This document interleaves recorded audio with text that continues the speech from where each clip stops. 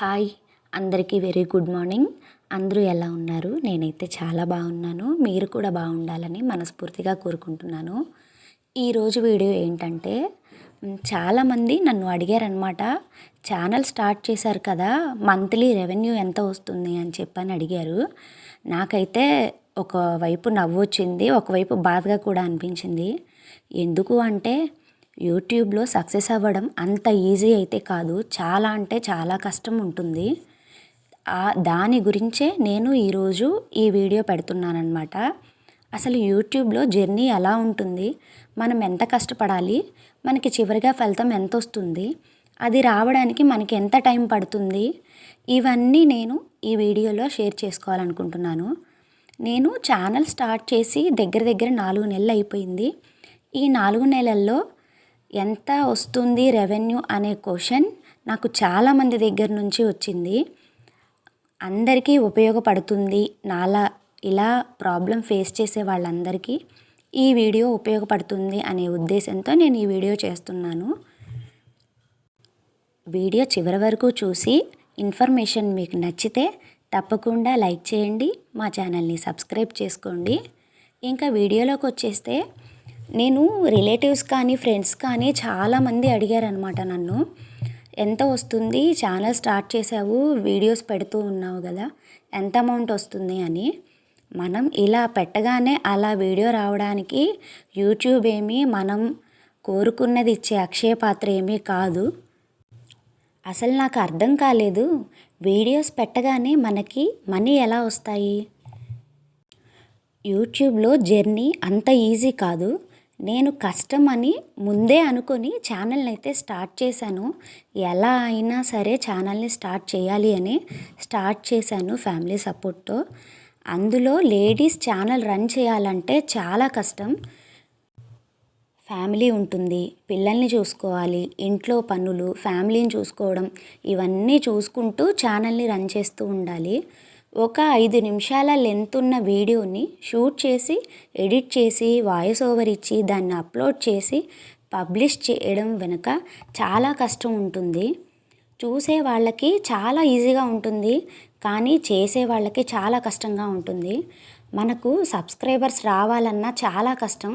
అది అంత ఈజీ అయితే కాదు. మన ఛానల్లో ఉన్న కంటెంట్ అంతా చూసి నచ్చాకే వాళ్ళు సబ్స్క్రైబ్ చేసుకుంటారు. మనం పెట్టిన ప్రతి వీడియోకి వ్యూస్ రావాలని లేదు.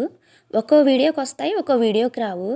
ఇంకా వీడియో క్యాప్చర్ చేయడం, మనం ఎక్కడ ఉంటే అక్కడికి ట్రైపాడ్ని పట్టుకొని తిప్పుతూ ఉండాలి. వీడియో షూట్ చేసుకోవడం ఇంట్లో పనులన్నీ కంప్లీట్ అయిపోయాకే చేసుకోవాలి. నేనైతే అలానే చేసుకుంటాను. యూట్యూబ్లో సక్సెస్ అనేది అంత ఈజీ కాదు. మన ఛానల్ మానిటైజేషన్ అవ్వాలి అంటే లాంగ్ వీడియోస్ వచ్చేసి 1 ఇయర్లో 4000 వాచ్ అవర్స్ కంప్లీట్ చేసుకోవాలి. షార్ట్స్ అయితే మాత్రం 3 మిలియన్ వ్యూస్ వచ్చేసి 3 మంత్స్లో కంప్లీట్ చేయాలి. ఆ టార్గెట్ కంప్లీట్ అయితే ఒక స్టెప్ ముందుకు పడ్డట్లే. ఇంకా ఆ తరువాత యూట్యూబ్ వాళ్ళు అన్నీ చెక్ చేసుకొని మన ఛానల్లో ఏమీ ప్రాబ్లం లేకపోతే అప్పుడు మానిటైజేషన్ ఓకే చేస్తారు. ఒకవేళ 1 ఇయర్లో మానిటైజేషన్ అవ్వకపోతే అప్పటి వరకు ఉన్న వాచ్ అవర్స్ పోయి మళ్ళీ మనం 0 నుంచి స్టార్ట్ అవుతాము.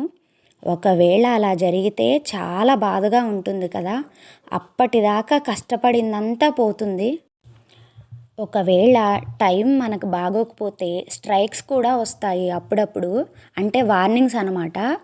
యూట్యూబ్ మనల్ని అప్పుడప్పుడు వార్న్ చేస్తూ ఉంటుంది. మనం లాంగ్ వీడియోస్లో వచ్చేసి మూవీ సాంగ్స్ అస్సలు పెట్టకూడదు. ఖచ్చితంగా కాపీరైట్ ఇష్యూ అయితే వస్తుందన్నమాట దానికి. ఇంకా పబ్లిక్ వీడియోస్ అనేవి పెట్టకూడదు. ప్లస్ మూవీస్ సాంగ్స్ ఉంటాయి కదా, అవి కూడా మనం లాంగ్ వీడియోస్లో అయితే పెట్టకూడదు. అలా వస్తే మనకి ఖచ్చితంగా రీయూజ్డ్ అని చెప్పి స్ట్రైక్స్ అయితే వస్తాయన్నమాట. వాళ్ళు ఒక 2 టైమ్స్ మనల్ని అలా వార్న్ చేస్తూ ఉంటారు. 3rd టైం మాత్రం మనకి చెప్పకుండానే వాళ్ళు ఛానల్ని అయితే పీకేస్తారు.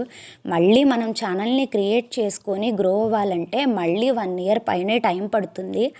ఇదంతా రిస్క్ కాబట్టి మనం చాలా జాగ్రత్తగా మనం పెట్టే కంటెంట్ ఎలా ఉంటుంది, మనకి ఓకేనా, పర్లేదా, యూట్యూబ్ వాళ్ళు ఏమన్నా రీయూజ్డ్ అని వస్తుందా మనం ఇది పెడితే అని చెప్పని మనం చెక్ చేసుకొని 1కి 2 సార్లు మనం వీడియోనైతే అప్లోడ్ చేయాల్సి ఉంటుంది. మనం ఎప్పుడూ మన ఓన్ కంటెంట్‌ని మాత్రమే యూట్యూబ్‌లో పెడుతూ ఉండాలి. దాన్ని మాత్రమే యూట్యూబ్ యాక్సెప్ట్ చేస్తూ ఉంటుంది. ఎవరో పంపించిన వీడియోస్‌ని మనం అప్లోడ్ చేయడము, వాయిస్ ఓవర్ ఇచ్చేసి పెట్టేయడము అలాంటివి చేయకూడదు. ఒకవేళ అలా చేసినా ఆ వీడియోలో ఖచ్చితంగా మనం ఉండాలి. అప్పుడు మాత్రమే యూట్యూబ్ ఆ వీడియోస్‌ని యాక్సెప్ట్ చేస్తుంది. మనం ఎన్ని వీడియోస్ పెట్టినా ఏదో ఒకటే బాగా వైరల్ అవుతుంది. దానికోసం మనం కష్టపడుతూ ఉండాలి.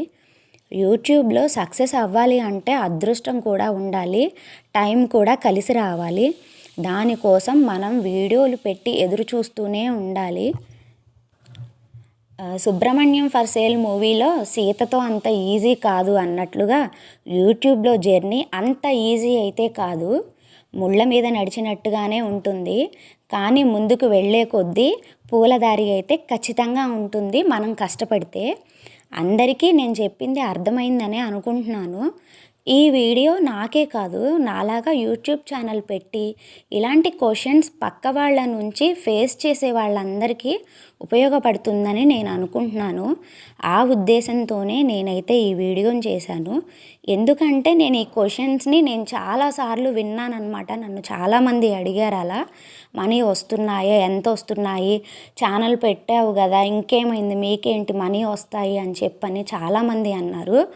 ఇంకా అలా అనేసరికి ఈ ఒక్క వీడియోతో ఆన్సర్ అయితే వాళ్ళకి వెళ్తుంది. ఇంకా నాలాగా ఇలా ఫేస్ చేసేవాళ్ళు చాలామందే ఉంటారు, కొత్తగా ఛానల్ క్రియేట్ చేసుకున్న వాళ్ళు. కాబట్టి అందరికీ ఇది ఖచ్చితంగా ఉపయోగపడుతుందని నేను అనుకుంటున్నాను.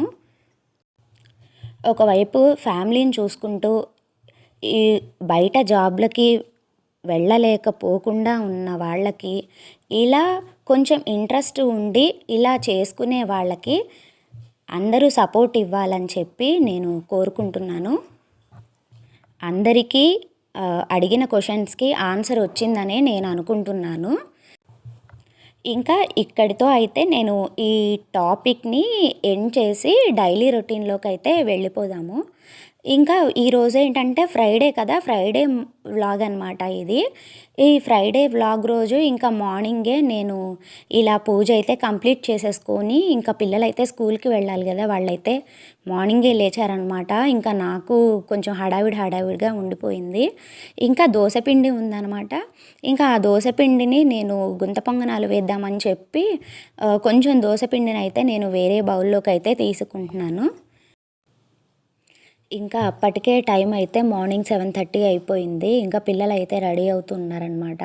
ఇంకా నేనైతే ఇంకా చకచకా గుంత పొంగనాలైతే వేద్దామని చెప్పి ఉల్లిపాయ, క్యారెట్ కూడా తురిమేశాను.